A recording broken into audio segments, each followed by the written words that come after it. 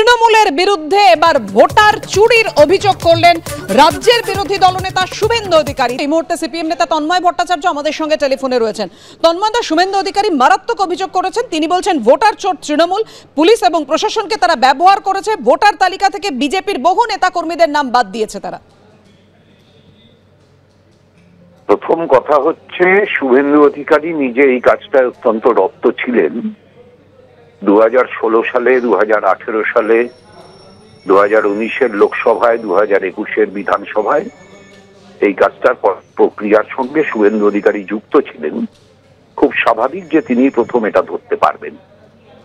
আমরা বহুদিন ধরেই বলেছি, ভোটার তালিকা শুরুর সময় থেকেই বলেছি যে এই রাজ্যে নির্ভুল ভোটার তালিকা তৈরি করাটা এই প্রশাসন দিয়ে সম্ভব না, এবং আমরা 100% একমত যে ভোটার তালিকা তৃণমূল অনেকটাই তাদের ইচ্ছে মতো তৈরি করেছে।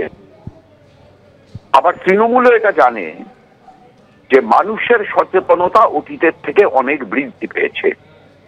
সেই জন্য তৃণমূল যা অনেকটা নিজের মতো করে করতে পেরেছে, তার মধ্যে মানুষের একটা বড় ভূমিকা আছে, যে ভূমিকাটা দেখিয়ে মানুষ এই বিষয়টাকে পরাজিত করবে শেষ পর্যন্ত। ধন্যবাদ তন্ময়দা। শুভেন্দু অধিকারী যে মারাত্মক বিস্ফোরক অভিযোগ করছেন সে প্রসঙ্গে রাজ্যসভার তৃণমূল সাংসদ শান্তনু সেন কি বলেছেন দেখুন। আসলে যে যেরম সে সবাইকে সেরমই ভাবে। শুভেন্দু অধিকারী তো নিজে মানুষের রায় জেতেনি, লোডশেডিং করে জিতেছে নির্বাচন কমিশনের একাংশকে কাজে লাগিয়ে। আর ভারতীয় জনতা পার্টি তো নির্বাচন কমিশনকেও নিজের কুক্ষিগত করে রাখতে প্রয়োজনে সেইভাবে বিল পাস করার চেষ্টা করছে। নির্বাচন কমিশন মমতা বন্দ্যোপাধ্যায় বা রাজ্য সরকারের অঙ্গুলি হেলনে চলে না। আজকে যারা মানুষের রায়ে নির্বাচিত হতে পারে না, গণতন্ত্রের গণদেবতারা যাদেরকে সমর্থন করে না, তারা এই ধরনের মিথ্যা অপবাদ দেয়।